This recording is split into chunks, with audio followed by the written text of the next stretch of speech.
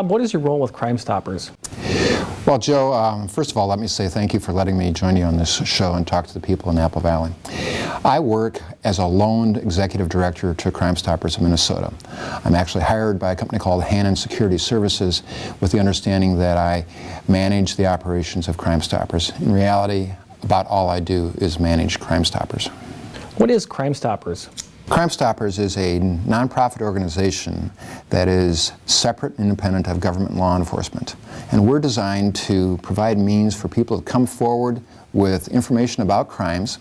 They can do so in a manner where they remain anonymous.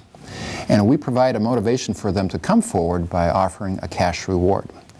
We do all this as a nonprofit, which means we depend on tax-deductible donations. Bob, what's the history of Crime Stoppers? Well, the history of Crime Stoppers in Minnesota is really one of significance. Crime Stoppers initially got started in Albuquerque, New Mexico. But then when Crime Stoppers was formed in Minnesota, it was the second one formed by Stanley Hubbard, the owner of KSTP, who saw the need and felt that it would be worthwhile to bring together media, the community, and law enforcement to fight crime.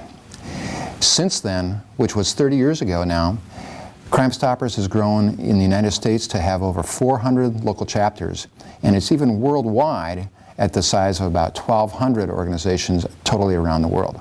That growth is proof that Crime Stoppers and our method of collecting information to help law enforcement works. Bob, can you tell me how Crime Stoppers operates? Sure.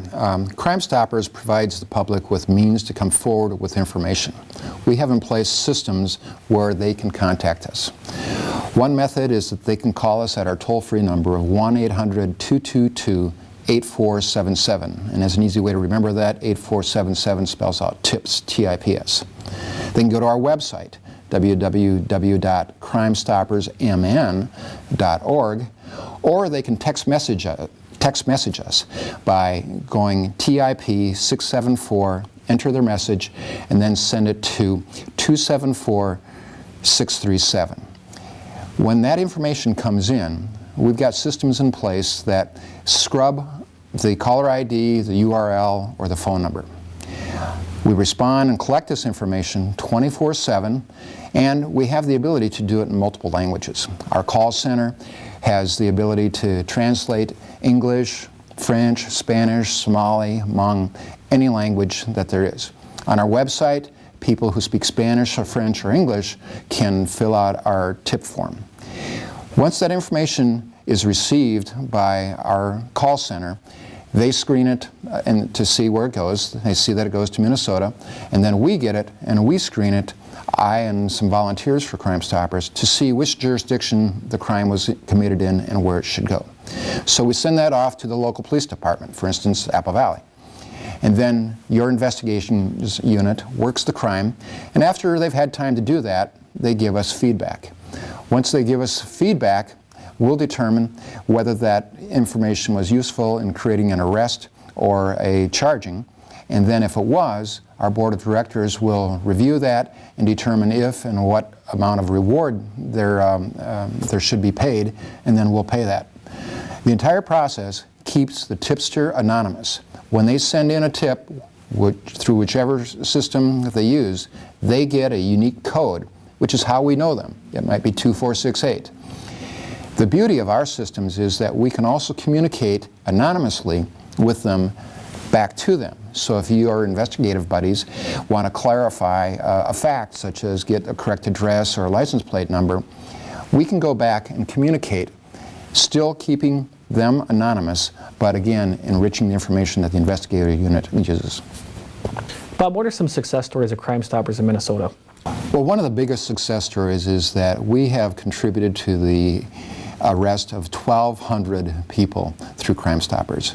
Those arrests account for the reclaiming of about $8.3 million in property and drugs.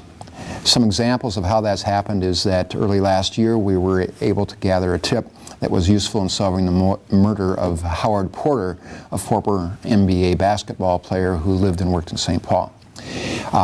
This winter, here in Dakota County, we got a tip that was able to put away for 7 years a person who was dealing in cocaine.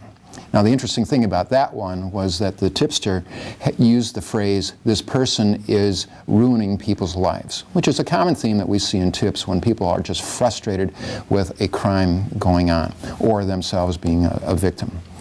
And then one other, which really hasn't closed out yet, is that affects a person here, actually a whole family here in Apple Valley, is the murder of Paul Fisher in South Minneapolis. His family runs a dance studio here in Apple Valley, and the police in Minneapolis have been very frustrated at solving that case. So much so that the family has raised additional reward money, posted it on our website. Your viewers can go to that website and learn more information about the case. We're looking for a meaningful tip that will bring resolution to that Apple Valley family. Bob, is there anything else you could tell us about Crime Stoppers? Sure. Crime Stoppers has been successful in working with law enforcement. And the key to us working with law enforcement is that we get information from people that might not otherwise want to deal with your departments. We offer an alternative to their silence. Their silence would not solve crimes. By coming forward to us, we can work with you, pass it on, they stay anonymous, the victims get recovery, you solve the crime. Thanks, Bob. Thank you.